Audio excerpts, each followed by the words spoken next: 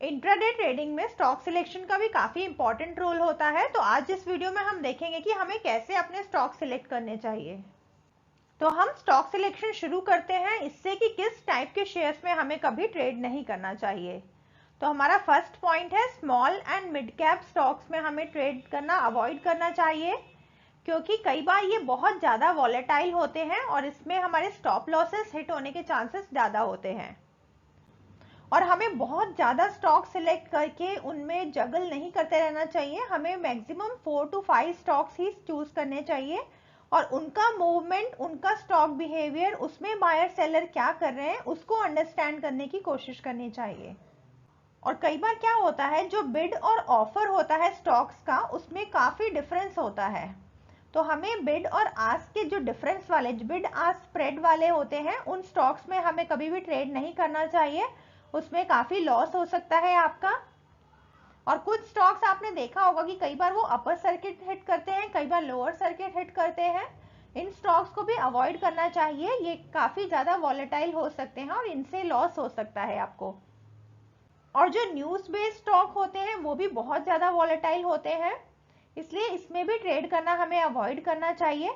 जब हम ट्रेडिंग कर रहे हैं तो ये हमारा बिजनेस है, हमें कंसिस्टेंट प्रॉफिट वाली अपॉर्चुनिटीज ढूंढनी है, इसलिए हमें ये सब जो एक्स्ट्रा वॉलेटाइल स्टॉक्स हैं इन सबको अवॉइड करना चाहिए। तो हमारे 5 स्टेप स्टॉक सिलेक्शन का स्टेप नंबर 1 है, एनालाइज द इंडाइसेस।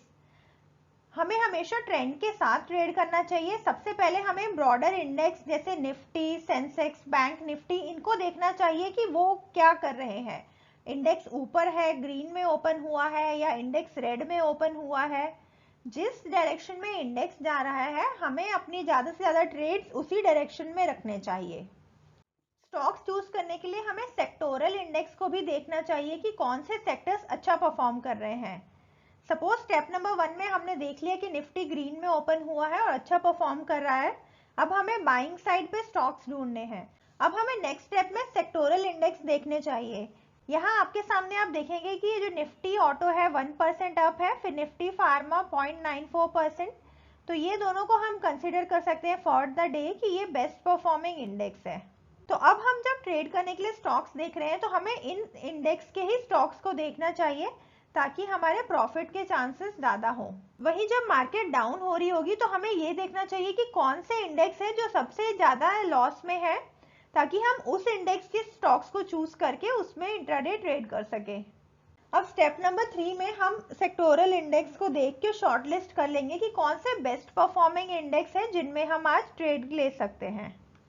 अभी जैसे कि हमने देख लिया कि ऑटो और फार्मा स्टॉक्स अच्छा परफॉर्म कर रहे हैं, तो अब हम उन इंडेक्स के स्टॉक्स को ओपन करके देखेंगे।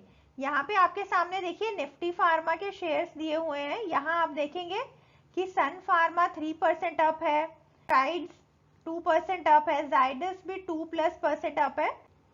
तो ऐसे हम यहाँ पे स्टॉक शॉर्ट लिस्ट करेंगे जो बेस्ट परफॉर्मिंग स्टॉक्स है। इन सबको अब हम सिलेक्ट करके इनके चार्ट्स को रीड करेंगे और एनालाइज करेंगे कि ये क्या बताना चाह रहे हैं, कहाँ पे इनका सपोर्ट रेसिस्टेंस है, कौन सा स्टॉक स्ट्रॉन्ग दिख रहा है, कहाँ पे हम इसे बाय कर सकते हैं, कौन से एक अच्छे एंट्री पॉइंट्स दे रहा है हमें चार्ट्स, ये सब अब हम एनालाइज करेंगे।